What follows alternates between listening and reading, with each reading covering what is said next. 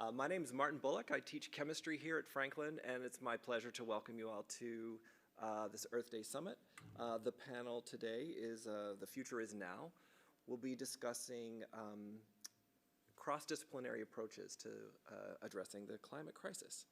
And I will quickly introduce all of our speakers, and at the end of the introductions, we can give them a round of applause, and we'll get started. So first, we have Ludovica Donati, a graduate in Innovation and Sustainable Development from the University of Geneva. Ludovica started her career in development cooperation with the NGO ACRA with a mission of monitoring and evaluating WASH projects in southern Senegal. After an experience in the corporate world in the Sustainable Development Department of VF International, Ludovica made the leap to multilateralism by supporting the permanent representative of Switzerland to the United Nations organizations in Rome. She currently holds the position of Executive Director of the Blue Arbor Foundation and hopes through her activities to promote positive change for a better human and planetary well-being. We also have Marc Gervais. Born in Switzerland, Marc studied engineering and materials science before obtaining a degree in industrial design at the Cleveland Institute of Art. He also has a bachelor's degree in general business studies from USF. Marc has 20 years of experience in sustainable design. After several successful years working as a design director and lead designer in the United States, he accepted an opportunity to work in his home country in luxury interior design. He decided in 2016 to start his own design and consulting firm, Aldesso AG, and set himself the challenge of making design and luxury sustainable.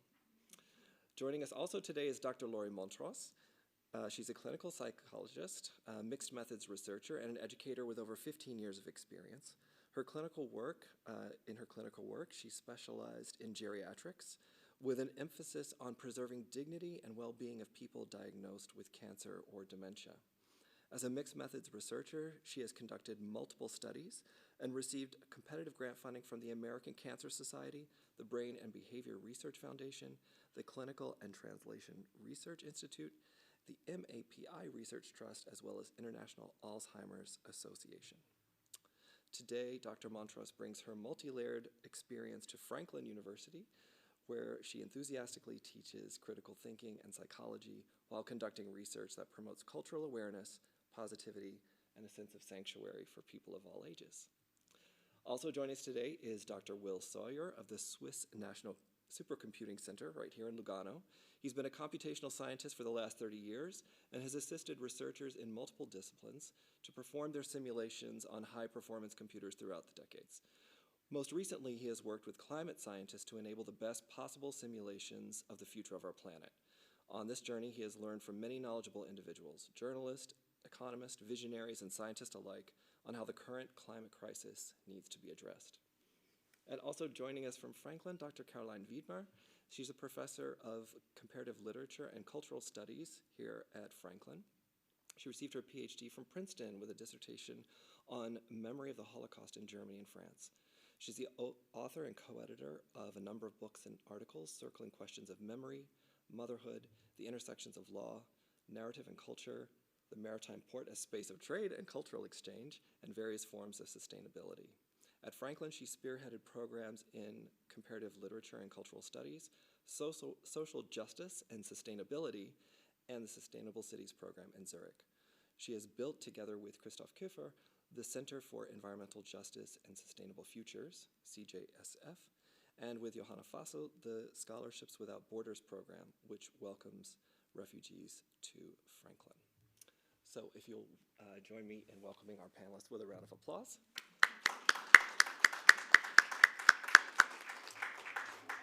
Each one of our panelists will introduce their particular area briefly, and then we'll have a time for shared questions with everyone. We'll begin with Ludovica.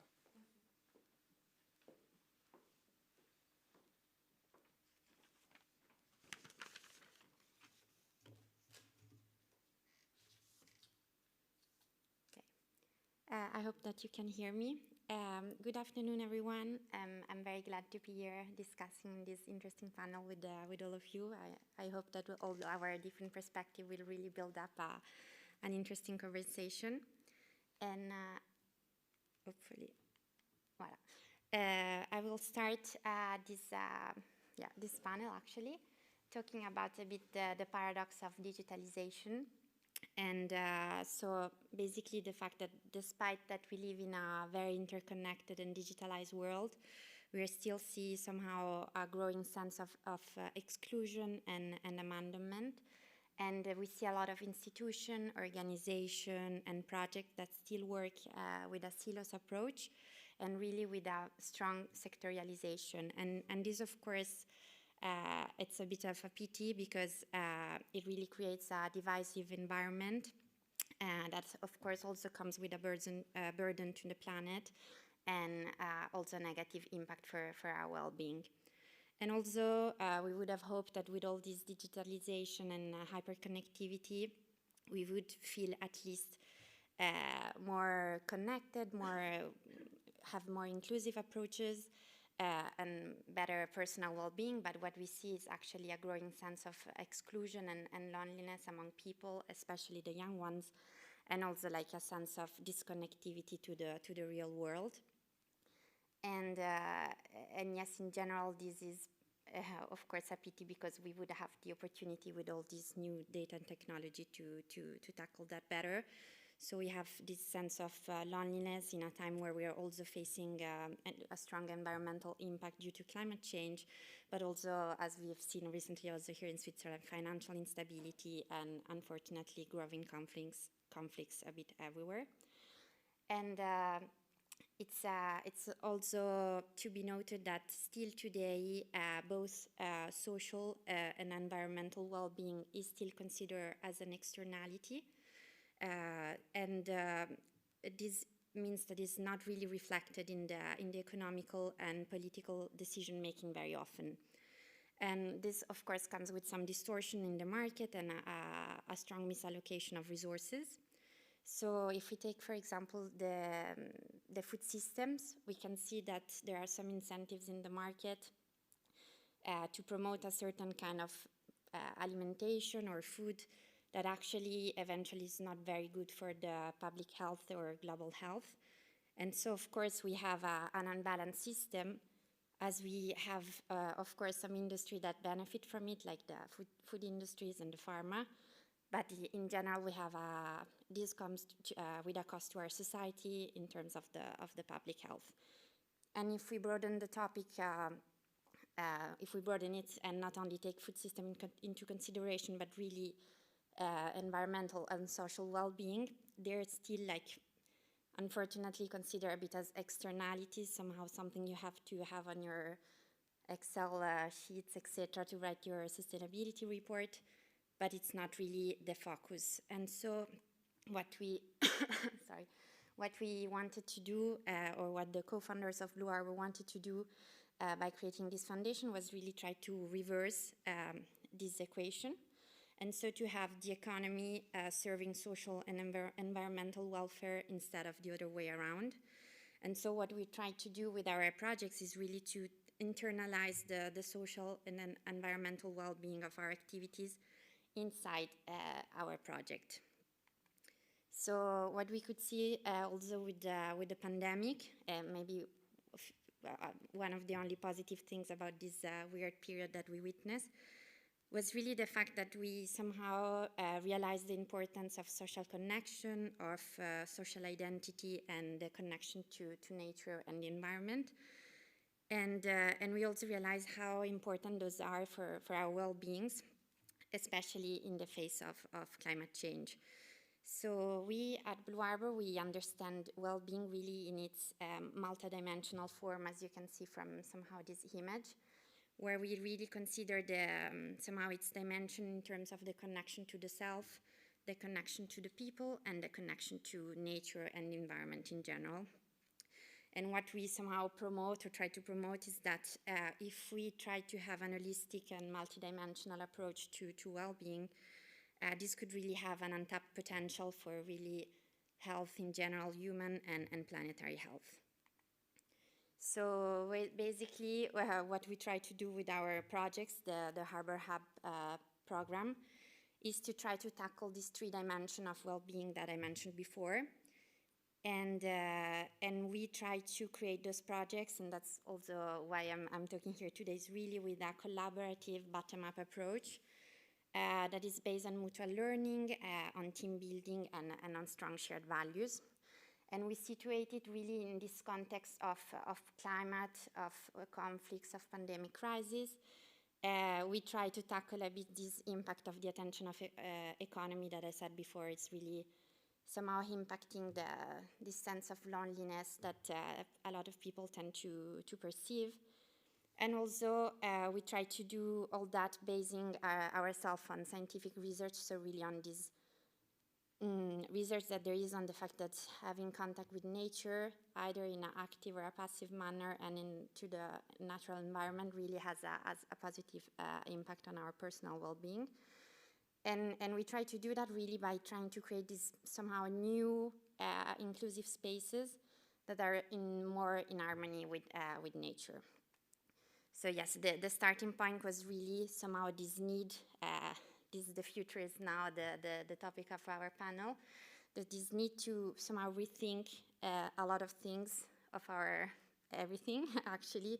So our lifestyle, our organization, the way the urban setting, the rural setting, the peri-rural setting are thought and connected, how the economy works. And we try to do that by creating some sort of small, somehow socioeconomic realities that are real physical spaces where we try to integrate really nature and human relationship in a way that is inclusive and more harmonious, and that is based on a sort of inclusive sense of belonging instead of an exclusive one. Well, so just at the end, I really try to stick to the 10 minutes presentation. So as a conclusion, really the fact that actually this new data, this new technology, if used appropriately, like in a proper manner, could really have a great potential to foster collaboration. For example, they could allow to connect, for example, all these local realities we talked before, to foster exchanges, to foster communication, to also, by having access to all those information and communicating between different realities, also developing this broader understanding and more systemic one of all the social and environmental issues we are facing, to be able to address them in a more systemic manner, but also to be able to actually at least think and hopefully deliver more inclusive solution. And so really at Blue Arbor, what we try to do really from the foundation of the foundation was to try to break this barrier that still exists among generations, among sectors, among the rural and the urban settings, by trying to restore an inclusive sense of belonging. And this happens through somehow also an inspiration by nature system, how it works. And so really the focus for us is inclusiveness rather than divideness. And by recognizing really the fact that complex issues like the one we are trying to discuss today, like climate change, well-being, they really need a systemic and transdisciplinary approach to be solved in a good way. And voila, that's thank you very much for your attention, and that's it from my side.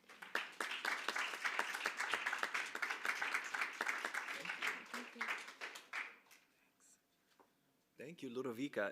It's hard to imagine a better kickoff for this session than the visionary work of Blue Arbor Foundation. So thank you for that. I'm sure there'll be lots of questions about that. Now we'll have Mark. Thank you. Now, how do I do with the... Oh, for yours, I'm sorry. No, that's okay. I just left you here. That's okay. There you are, Mark, and then it's a... Oh, yeah, it's just a backdrop, so... And then if we do this, then you get the whole screen.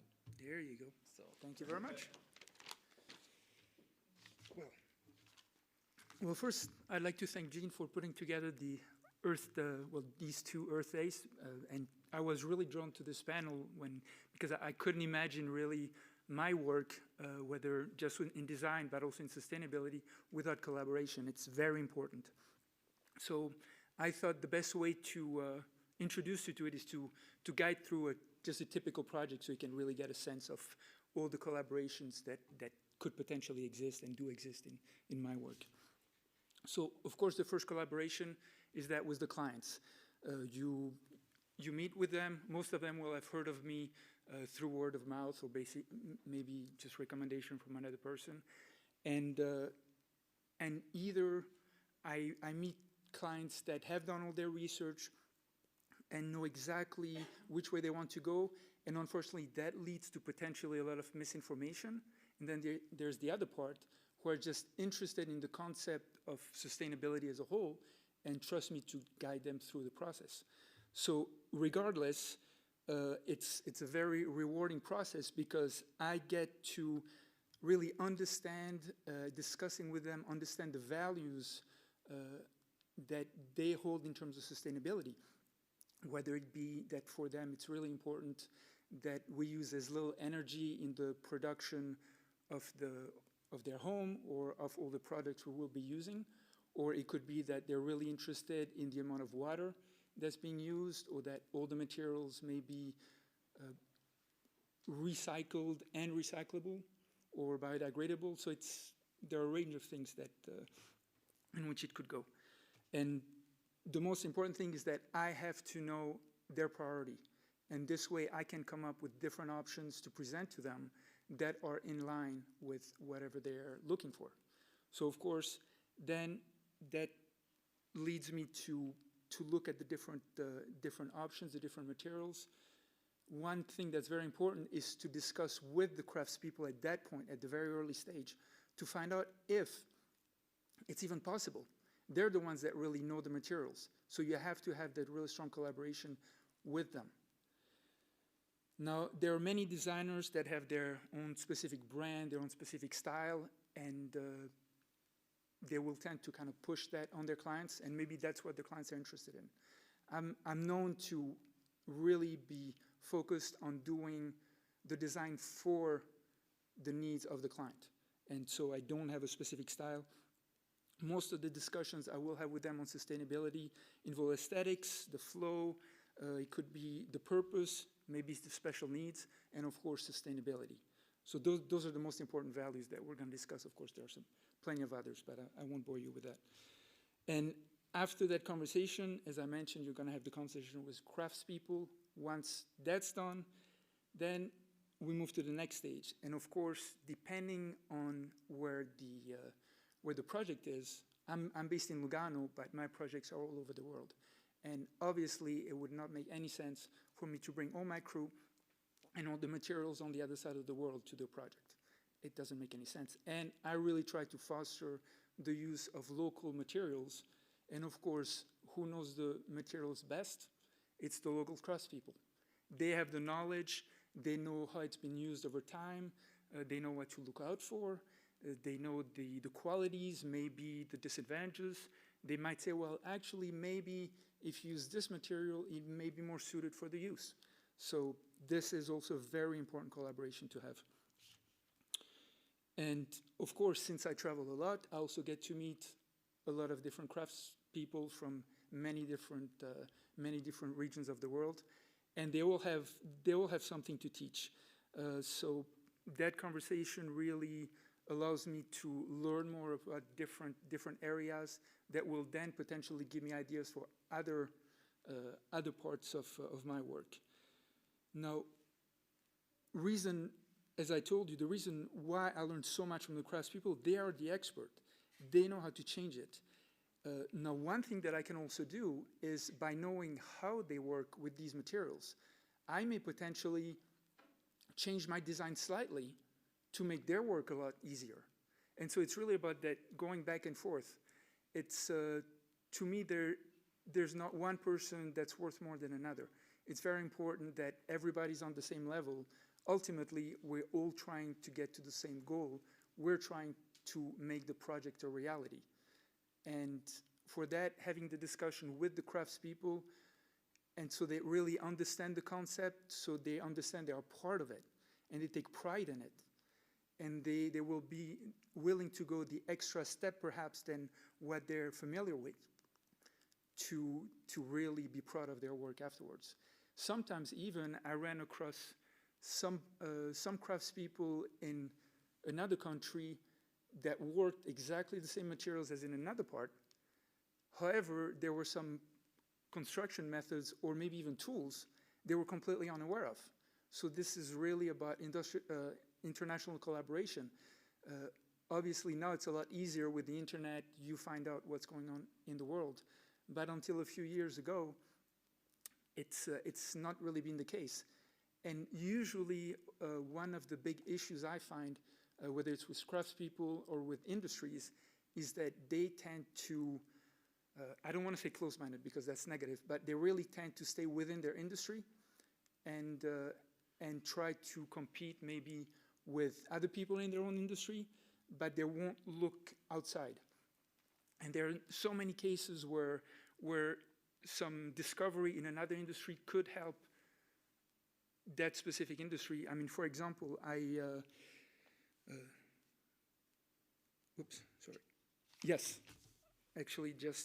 sorry.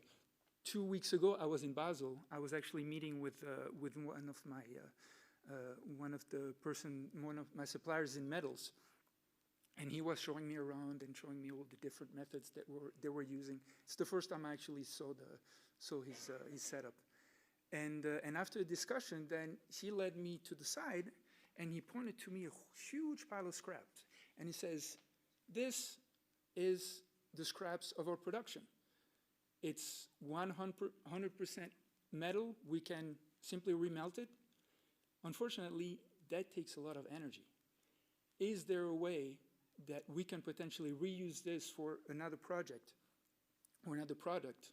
And so as a result, I'm actually collaborating with him right now to come up with a solution for him to reuse as many of these scraps instead of just remelting them to create brand new sheets that he will then cut and create new scraps. So it's all about, as I said, really discussing, collaborating. Now, one important thing is really to make companies aware of what's happening outside their industries. As soon as I meet a company, I really try to discuss with them about different ways on how they can use their materials, and also so that they get a true understanding of the final use of the products. There are so many suppliers that are really only interested in their clients, which most of the time will be the craftsmen.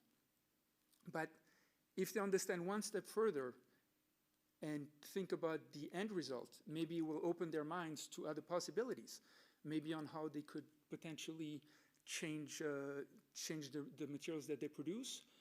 Also, I encourage them to create potentially new lines. That's one of the big problems with sustainability. Obviously, you have the three levels. You have social, you have environmental, and you have economic. And unfortunately, if the economic is not there, companies will not change.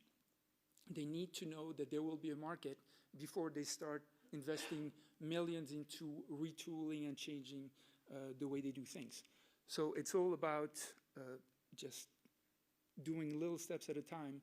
And I usually tell them, well, how about you just try one line? Just try it, make something a little more sustainable, see how it goes, see how people are interested in.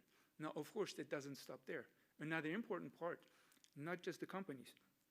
Obviously, the craftsmen also need to be aware of the production methods. They need to understand about sustainability, about how they could change their way of life. And of course, the clients themselves need to understand the value of having sustainable projects. So obviously, I could have stayed in my little niche of sustainable interior design and just stay there, but I'm not going to really make an impact. In order to make an impact, I need to really change the industry as a whole. So that goes from the industry to create new products, the whole world basically to ask for these products and understand the value of these products, for the craftsmen also to know how to work them, and then we can really start making a change. Now, in the end, all the materials, all the new sustainable materials that we come up with have to satisfy all the qualities that we find in what we currently can have. Without that, we're not going to use them. And there are plenty of examples that, but I'm not going to go into the details. Now, obviously, another huge collaboration that I have is with my associate. She comes from a completely different field, has a completely different way of thinking, and many, many times she kind of pushes me to think about, first of all, why I make the decisions. Most of it happens in my head, but obviously that I need to explain to the clients. And also, very often we have arguments, but from the very beginning, we've agreed that whenever we have an argument, it's not about who said it, whether one person is right or wrong. It's about looking at the argument, studying it from a sustainability point of view, and decide what is best for the project. Now, ultimately, and I don't know if you could really call that collaboration, but ultimately, the real client is sustainability. I learn from it every day. I share it with other people every day, and it inspires me and it fuels me. So, let's just work together for a better future and come up with solutions. Thank you.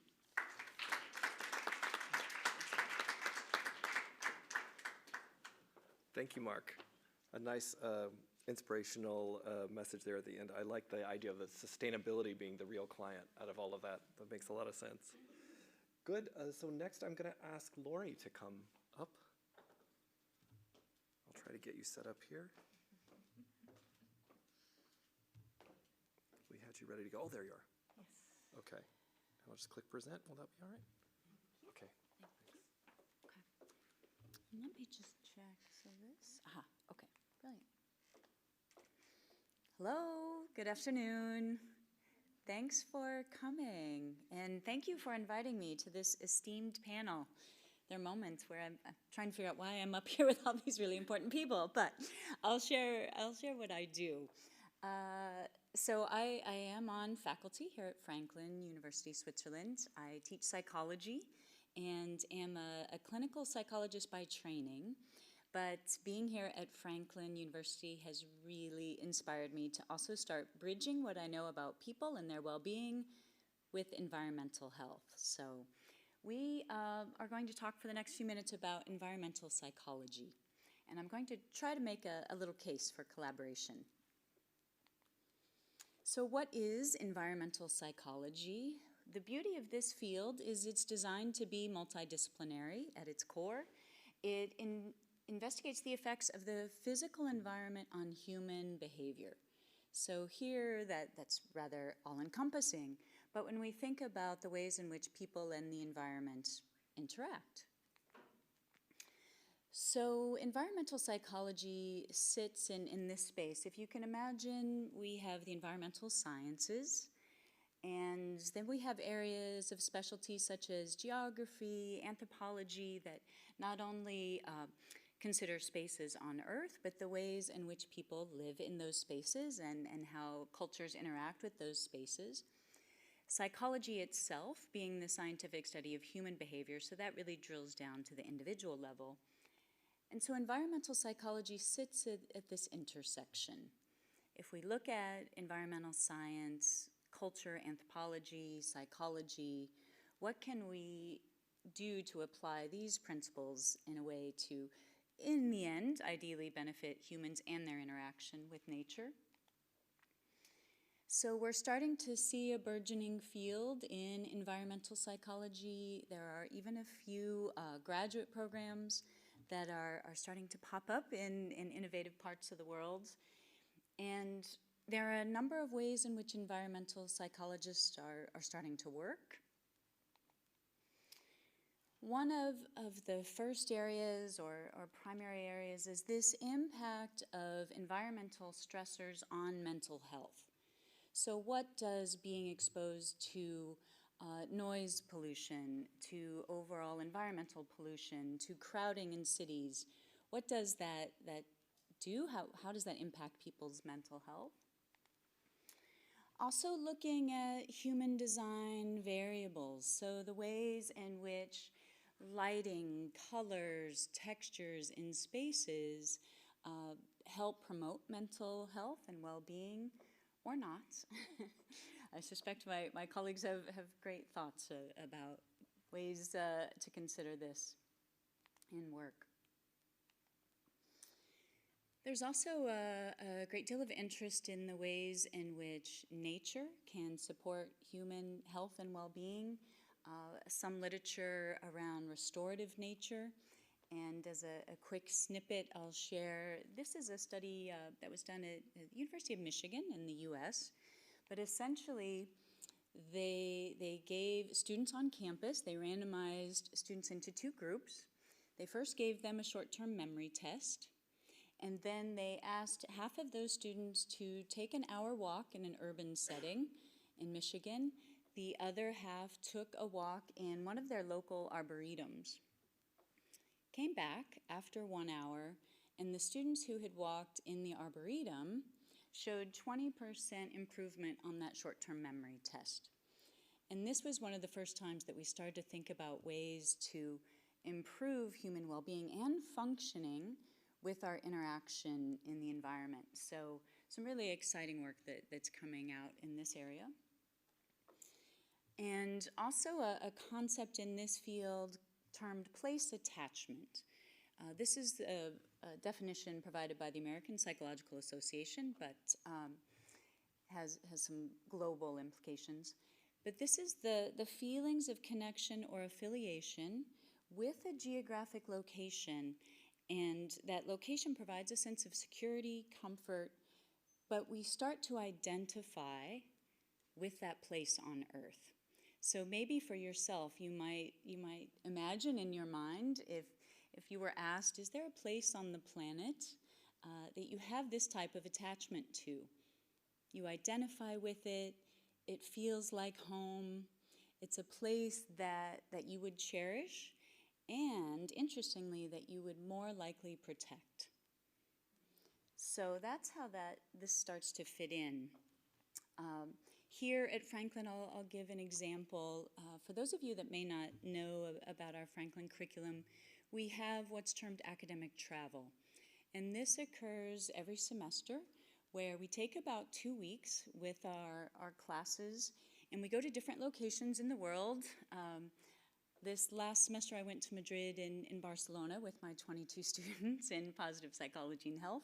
But we have travels that go to Madagascar, that go to Iceland, and students learn about the environment while they're there.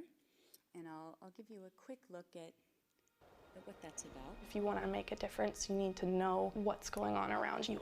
You can't do that through a textbook. When you can bring students to the ground level and say, look, here's a glacier that was twice this size just 30 years ago. They're the ones that are going to carry the torch to at least build awareness and an understanding of what the nature of the issues are and the nature of the problems, and then try creating alternatives.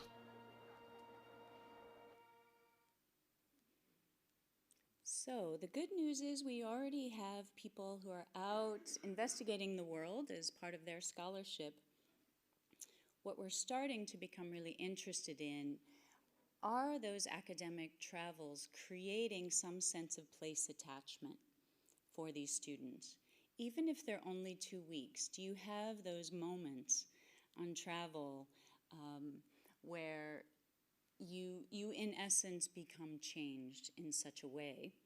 And we're particularly interested in if we can increase place attachment, will that lead to related pro-environmental behaviors as an outcome?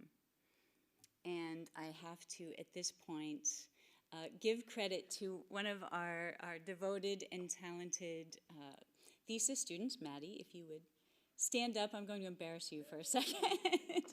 But round of applause. Maddie is looking at this very concept and will be defending her thesis in this area, May 9th. But she's really taken a closer look at what if we measured place attachment before academic travel? What if we look at place attachment afterward? And how does that relate or correlate to pro-environmental behaviors? Do people come back from these moments on travel changed in such a way that they're more willing to engage and protect the environment. So, I only had 10 minutes, but hopefully I made a case for some collaborative space. I would certainly love to have coffee and pick the brains of all the panelists here, but anyone in the audience who's interested in ways we could collaborate if we can bring some psychological principles into the enhancement of environmental well-being, so certainly what you've mentioned with Blue Arbor Foundation would fit.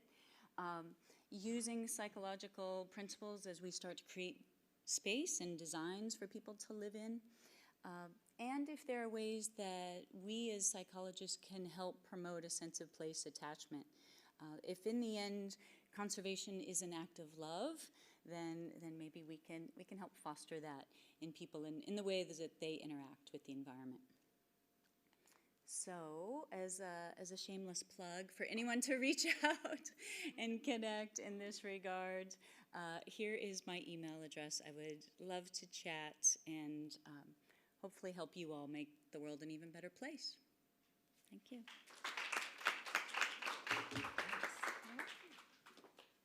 Wow, thank you, Lori. I have to say, I'm reminded of this amazing meal I had a couple weeks ago up in Sedrun.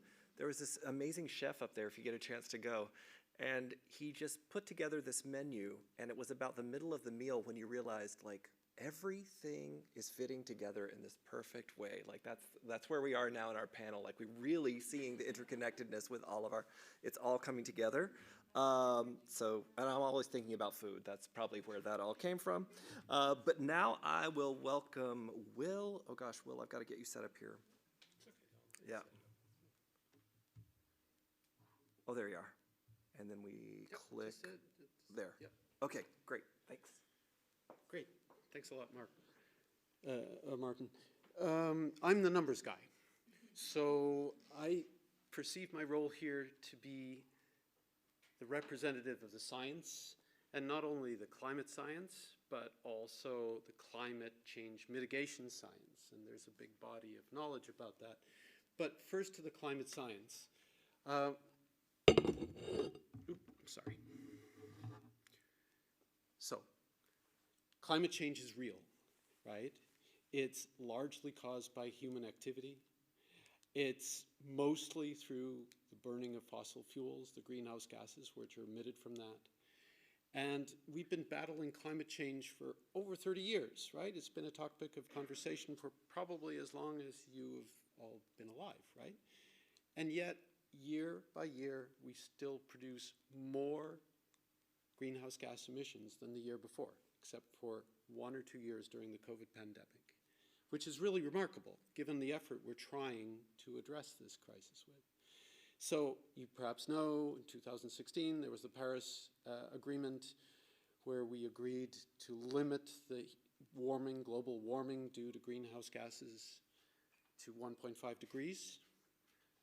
Well, we're almost at 1.5 degrees now, and we're on track for about 3 degrees by 2100. So even worse, there are enough proven fossil fuel reserves to go far beyond 3 degrees increase, right? And so, to sum up, it is a climate crisis, as Martin already mentioned, right? It's a tragedy of the commons. We share a common atmosphere, and throughout millennia, we've used that as a dumping ground for greenhouse gas emissions, right? At no cost to those who've burned them, right? It's literally existential for millions of people, right?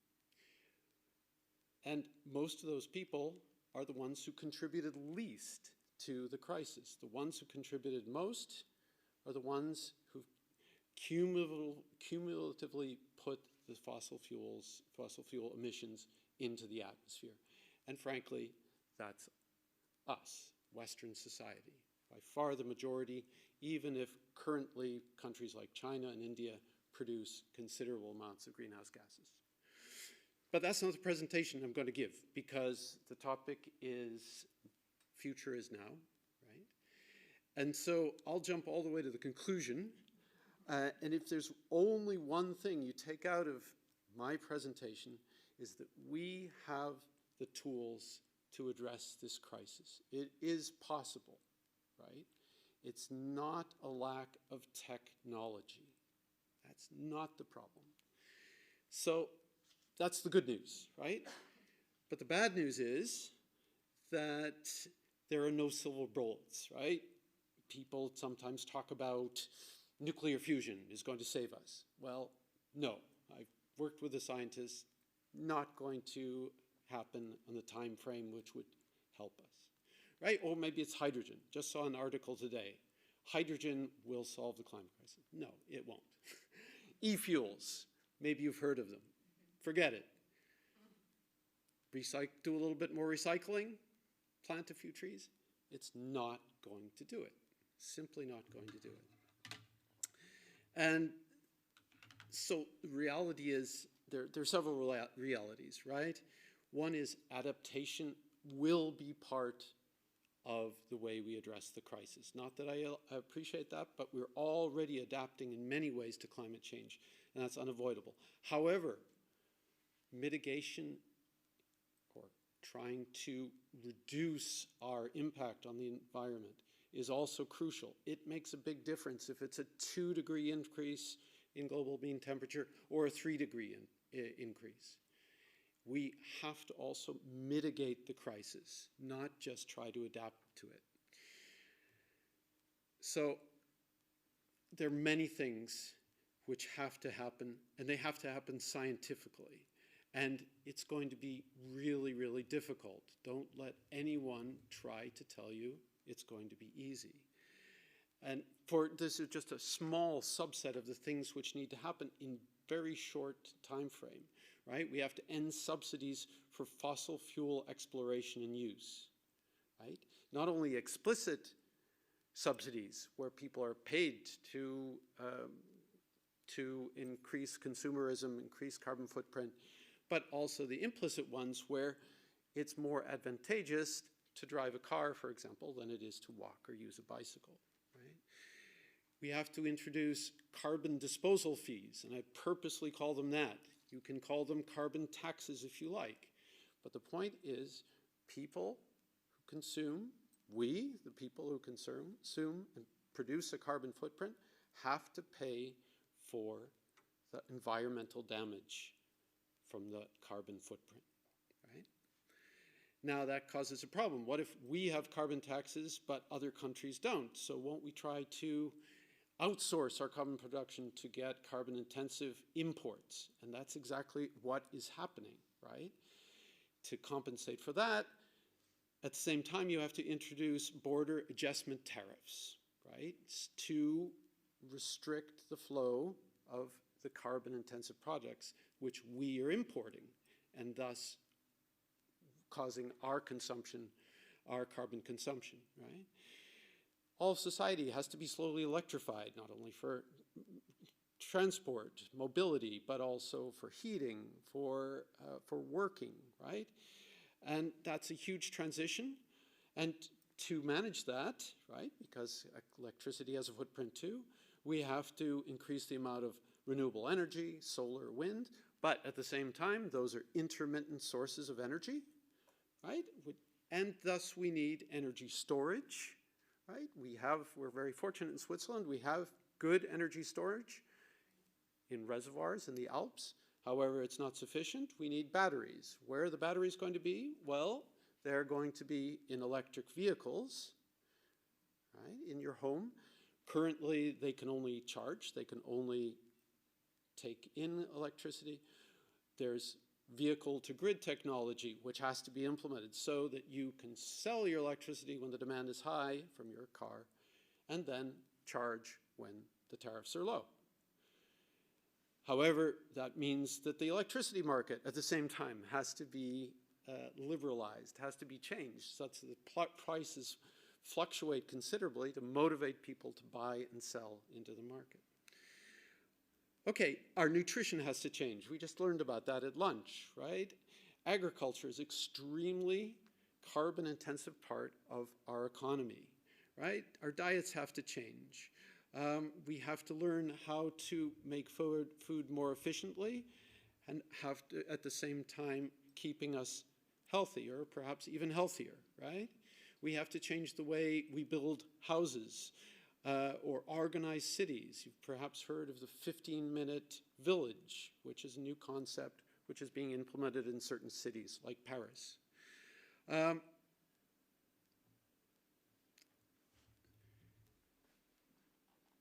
We have to go back to unfortunately, the tendency right now is to increase mobility, right? Post offices close, local banks close, local services give way to centralized ones where you have to take the automobile, because that is what our society is promoting. It has to be the other way around, which we, a way of living which we knew before, where we had self-sufficient communities. And then there's air travel. Right? I mean, I'm under no illusions. We're living in a wealthy country with people who are obviously very international. Most likely, the largest part of your carbon footprint is from air travel, right? An intercontinental flight is sort of a similar footprint to one person not flying for a whole year, right? And I'm not here to flight shame anyone. I have a friend who said, I need to see my grandmother. She's a central part of my life. She lives in the United States. And I tell her, look, that's fine. See your grandmother. That's so important to you. But you have to be willing to pay for the effect that trip has on the environment. It's all about, like I say, these carbon costs, these carbon disposal fees, if you like. Okay, so I'm going to close that with just saying that why this interdisciplinary panel. There's no silver bullet. Everyone has to be on board. We need visionaries. We need designers like Mark. We need engineers, obviously, technologists. We need the economists, people that Ludovica mentioned, who are going to turn the equation around, right? Go from a linear economy, which we have, to a circular economy. We need lawyers because there's so many aspects of this dramatic transition to address climate change. We need nutritionists and cooks. We met some of them at lunch, right? We need people who don't tell us how to cook food more efficiently rather than preheat oven to 180 degrees. So we need artists and storytellers, and we need sociologists and psychologists who are going to help us in this really dramatic transition. And I just have 2 slides to illustrate some of these ideas, which I've learned from a number of really wise people. Our entire mentality has to change, where we talk about growth and GDP, and now we talk about sustainable growth. Okay, we'll make it sustainable. No, it's about prosperity, not in the sense of materialism, but in the sense of well-being, which Ludovica mentioned.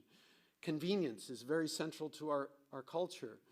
We need to think about what is healthier for us, what makes us healthier. Construction, very central to our economy.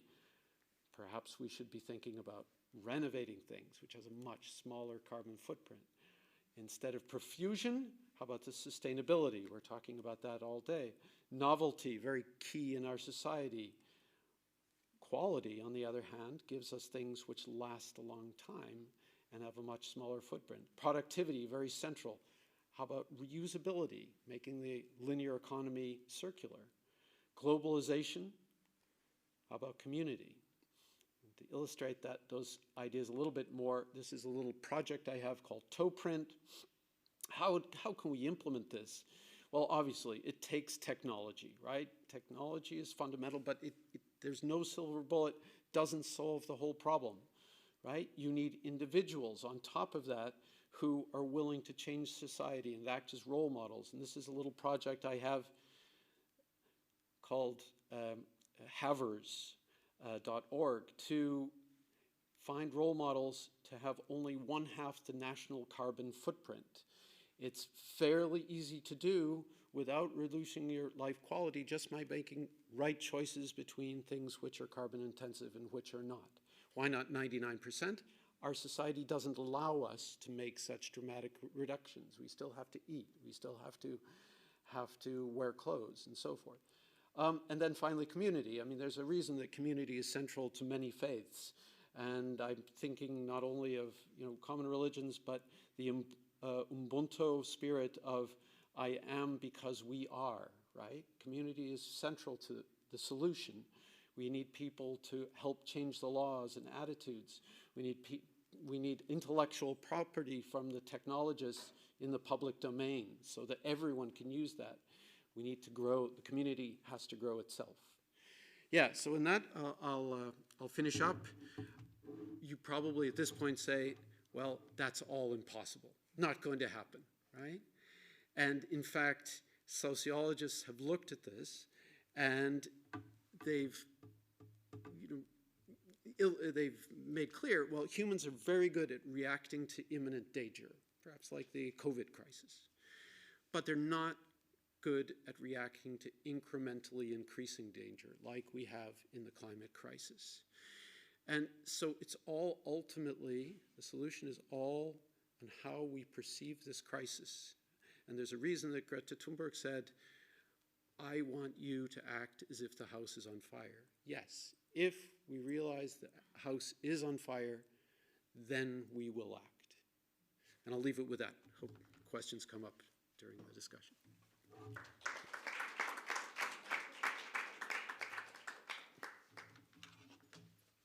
Thank you, Will. As a scientist, I often place my hope in technology and science to solve the climate crisis, but clearly it's, change starts from within, right? We've got to start from inside. So thank you for those inspirational words. And now we'll close with Caroline Wiedmer. Oh, I need to get you set up here a little bit. Let's see. Thank you. Yeah, I'm no expert, but I'll get you. There you are. Will I just hit present then for you? How do I make it go on? Let's see.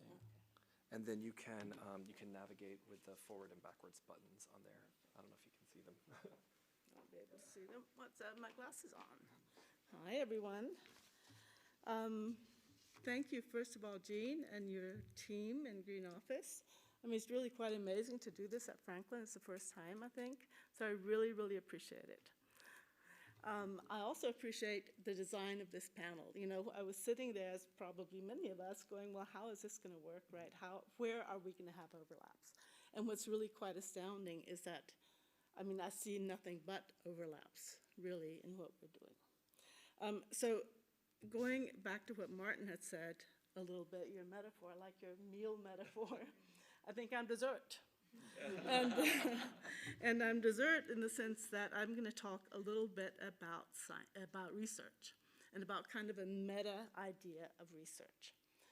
As Will was saying, really we need to rethink the way we think, right? The way we produce knowledge, the way we start thinking about the world and the connectivity in the world. So let me try to find my first little button. Let me see if this works. Nope. There we go. All right, so I was hoping really that this is the current understanding, but I think listening to everybody, it actually is. So the current understanding of sustainability research is that it's problem-oriented. I would like to add place-oriented. It's inter- and transdisciplinary, and it has a focus on complex societal challenges. Right, so what does this mean? Problem-based and place-based research means that it's no longer formulated by individual disciplines and the kinds of the needs and the histories of individual disciplines. But really, we have to start thinking in terms of integrative understanding of society. And societies are made up of systems, of institutions, but also of humans, right? Really centrally of humans. So the research stakeholders in our vision kind of this cut across the humanities, the social sciences, the STEM disciplines, and increasingly they include the arts, architecture, and design, right?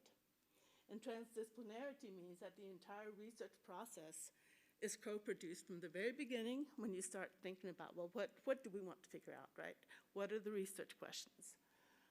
To the end, and to decision makers and it spills out over the walls of the university.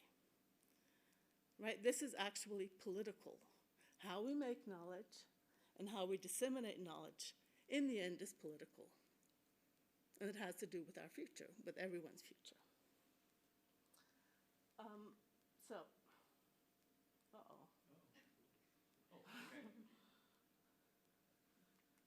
There. So one thing we're trying to think about more and more is what we're referring to as transformative research. And when we say we, I'll get to the we in just a minute, but it's people right now doing sustainability research. But sustainability research that is no longer as it was traditionally. For 30 years, somebody said here, we've been doing research, right, in the sciences. Well, more and more, of course, it involves all stakeholders. So research that can help bring about societal transformation for a future-proof society. Now, that's utopian. We're not going to ever be future-proof, of course.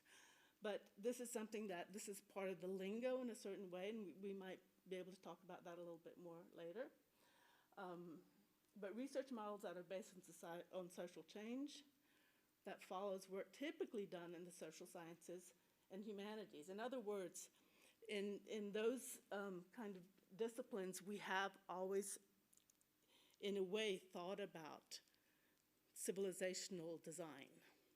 More so, I think, than in the social science, in other kinds of sciences. But we can talk about that too.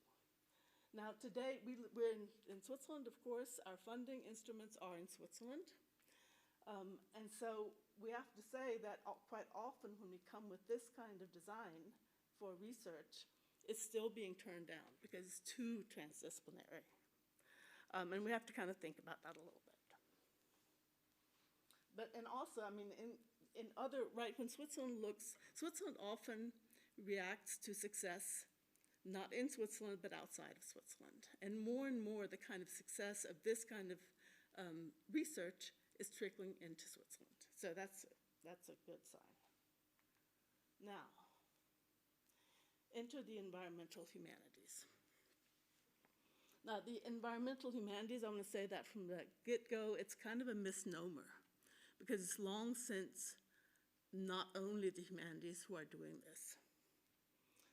In fact, it began in law, in legal studies, and it began as an environmental justice movement. That was kind of in the late 1970s in the US. And you can read here, communities of color, communities that were low income, began to organize against a disproportionate burden of environmental hazards, pollution, and so on. Now, that kind of merged into a meta-discipline in the mid-'80s. And it draws on a range of disciplines. You can see them there. It includes all of us here up on stage. It expanded in the 2000s to include an even wider range. And it really reflects a commitment to understanding the complex relationship between humans and the environment.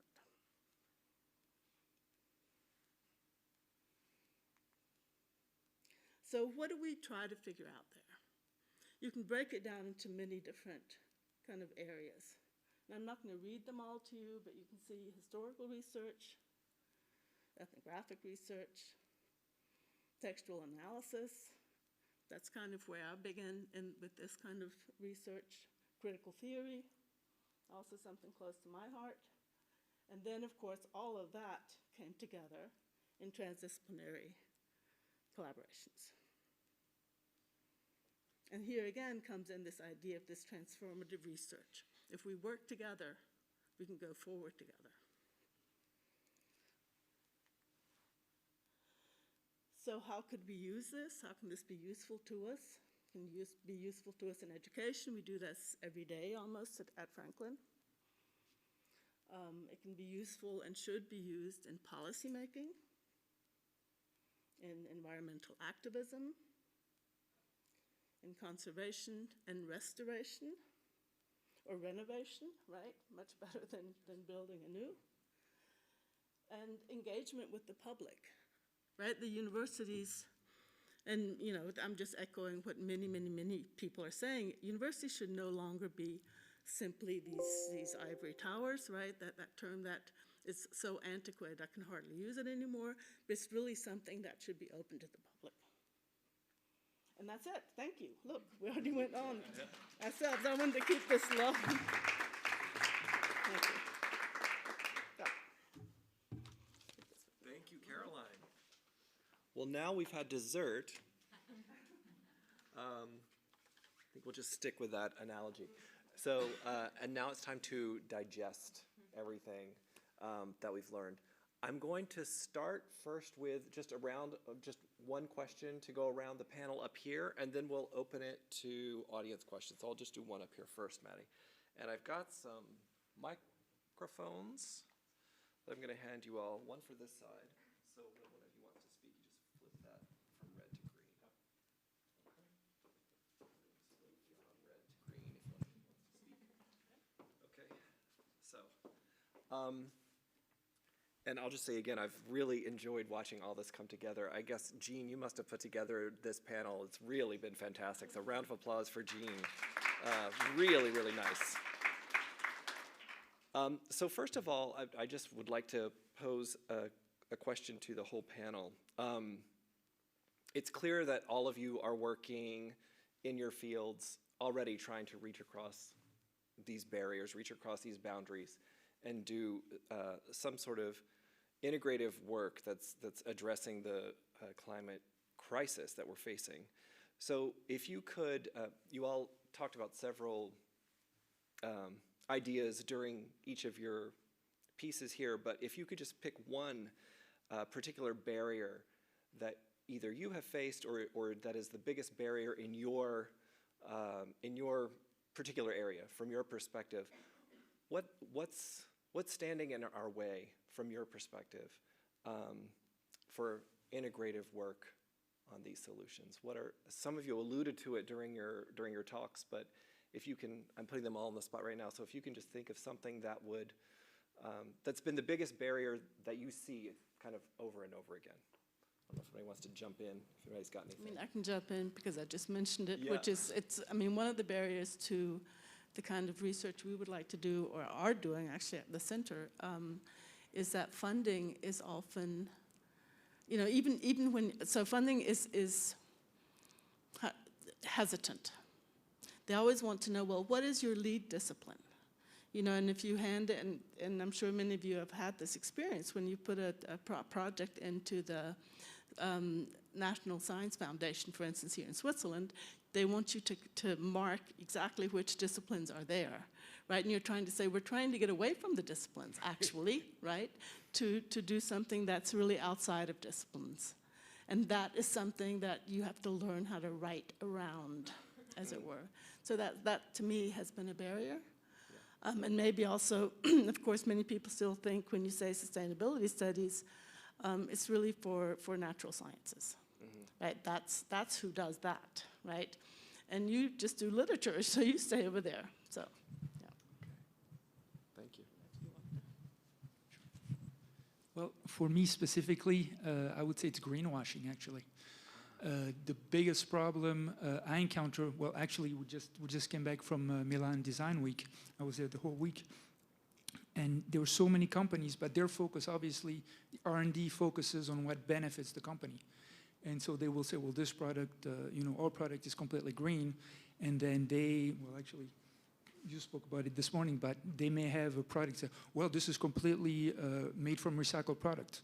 And it's completely made from recycled products, and then maybe it's 99.9% recycled, and at the base, the product is biodegradable, and then they added a binder to it, and all of a sudden, the entire piece is completely unsustainable, and we can't reuse it. And that's also why one of the big part at the Salone where I go to is usually what they call the Salone Satellite. That's where you have a lot of students that do this creative work and innovative work. And you know, the good part is that they know a lot more about sustainability than I did at the same age. I didn't learn about sustainability in school. And, but there's still a lot of misunderstanding. So that's also one of the reasons why You know, I speak to them. We're doing talks with universities on trying to get the message across, so they really do the research, they ask the questions, and they come up with solutions that will really make a big impact. So, thank you. So I'd like to thank Mark for bringing up greenwashing. That would have been mine, but since he's taken that, I'll have to think of something else. So one example of greenwashing to a certain extent is carbon compensation and carbon offsetting. And many companies would like to claim we are carbon neutral. Well, when you look at it carefully, it's not the case, right? I won't go into the details, but there's plenty of information online and papers about that.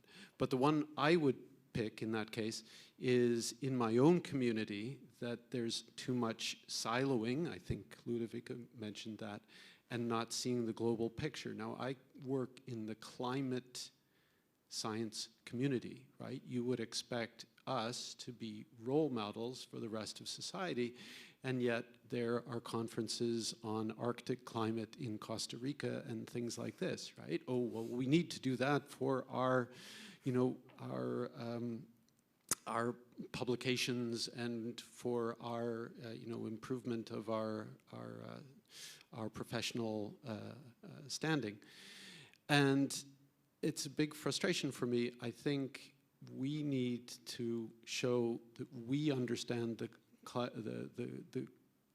crisis better, as well as we possibly can, and that we illustrate that we can take a different path. So that is my current challenge, trying to convince my bosses we have to travel less, we have to make use of teleconferencing more, promote home office and things like this.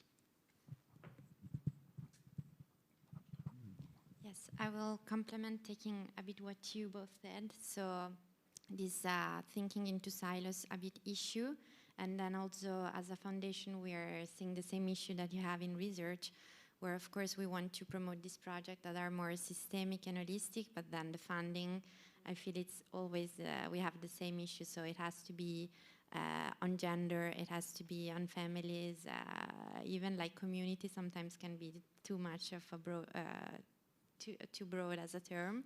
So that's something really we're trying to be avoiding by really doing everything into our own research so far with our own resources. But of course, at some point, we will have to go to the outside world to get funds, etc. We've been avoiding doing that to not be restricted with those criteria that are usually very sectorial or like super specific, and they don't want to intertwine with other things. And then maybe something else is more on the difference, now more on my experience on the multilateral world at the United Nations, somehow this difference that there is between what is being discussed on a very high level and all these conversation that keep going, as you said, like 30 years, and somehow the ones that are doing something concrete on the ground. And I feel there is a lack of communication, cooperation, and exchange of information and resources among like the high level discussion and the on the ground active people. Okay, what a great question. I will answer with something I struggle with myself. And then broaden it. But I would say a struggle of finding our own sense of agency and empowerment in this, realizing how powerful we can be as individuals. There's, from the psychological perspective, there's this continual sense of, well, someone else will help, someone else will do this, and really stepping into our own power and realizing how, when united, we can do this. And it reminded me of a quote I heard recently that's been mulling in my head, so I'll share it with you all as well. But this idea that when you step into your own personal magic, you are the medicine for this earth. I like that. Very nice, thank you.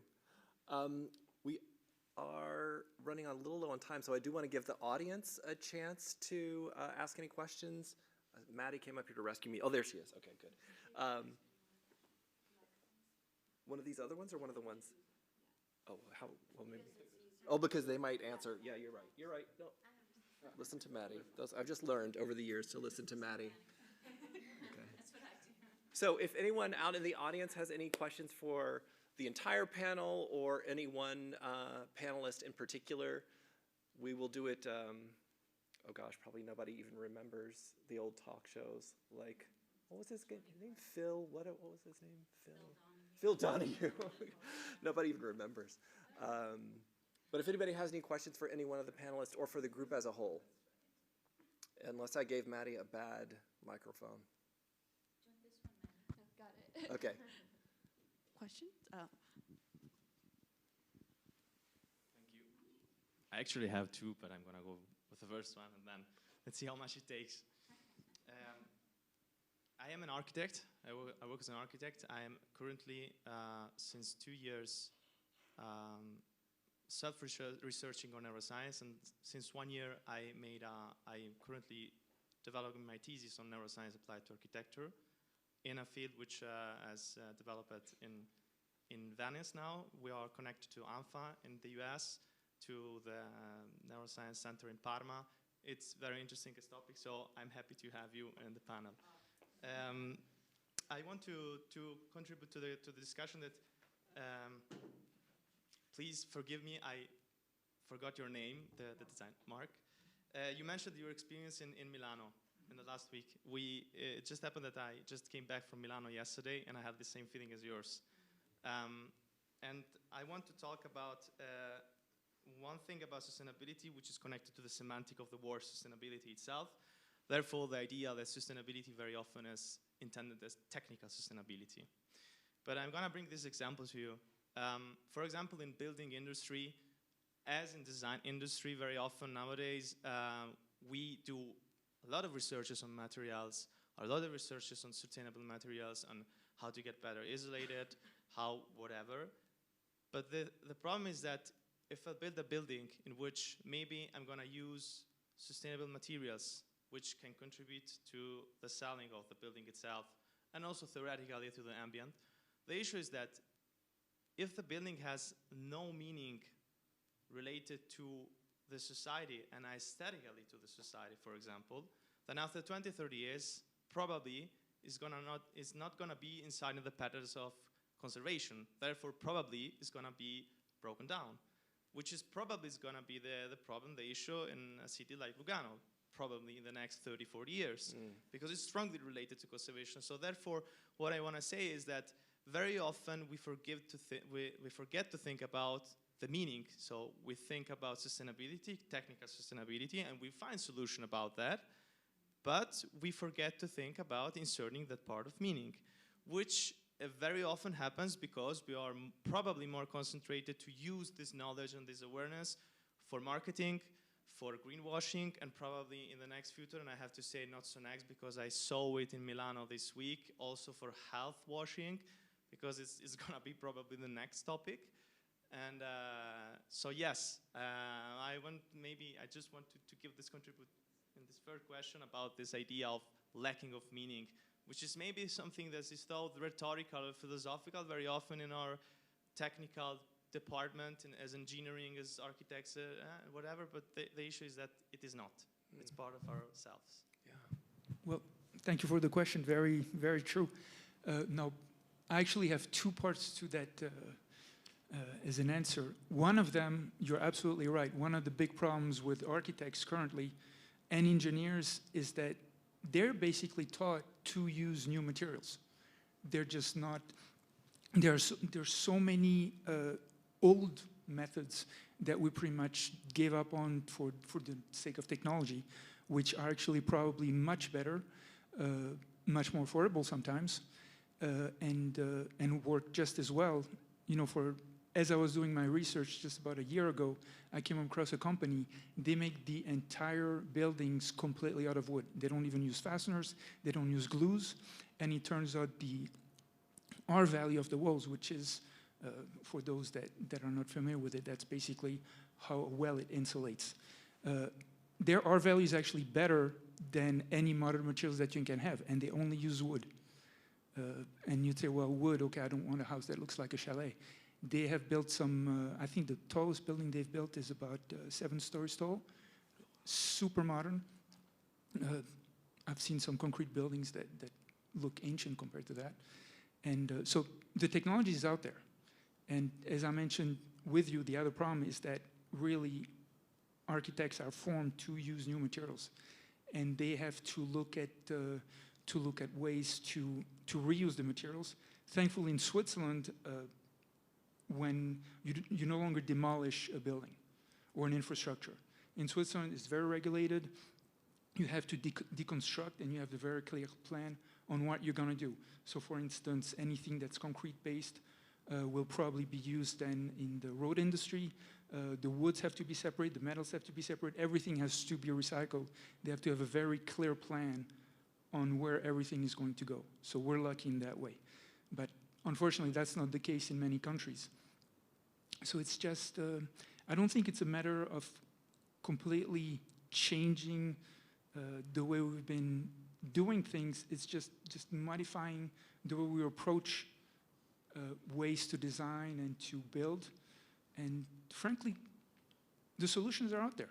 We just need to look for them and just open our minds to, as I mentioned before, different industries. So I don't know if that answers your question. Yeah, if I may reply, I don't know if I can because of time. Sure, go ahead. Okay. I brought the example in my field because very often in architecture, we are a field in which we have so many actors. We have economy matters, we have politics, we have society, we have so many different actors inside.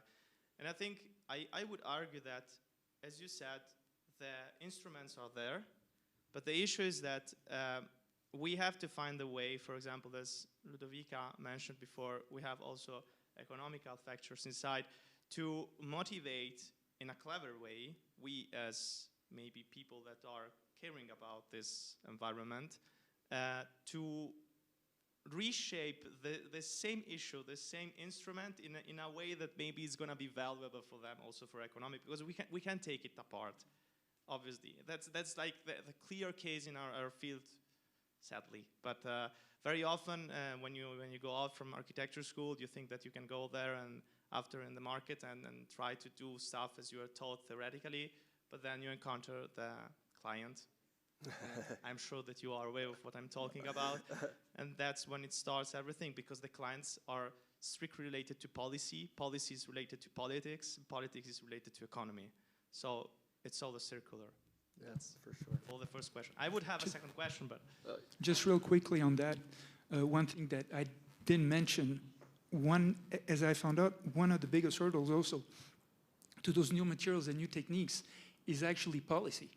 There are so many and policies that were made 30 years ago for very good reasons to try and help. And now there are so many materials, for example, the textile industry, they're essentially forced to put fire-resistant products that are completely unsustainable in their product, or they're not allowed to sell them. So we need to kind of revisit all these policies that we've made to give a little more leeway to find new solutions that may be even better than the ones we use today with our supposed technology. Is there another question out in the audience, in the back row maybe? No, go for it. We want to hear a question, yeah. The harder questions, the better. Yeah. Thanks, Maddie. So we've been talking,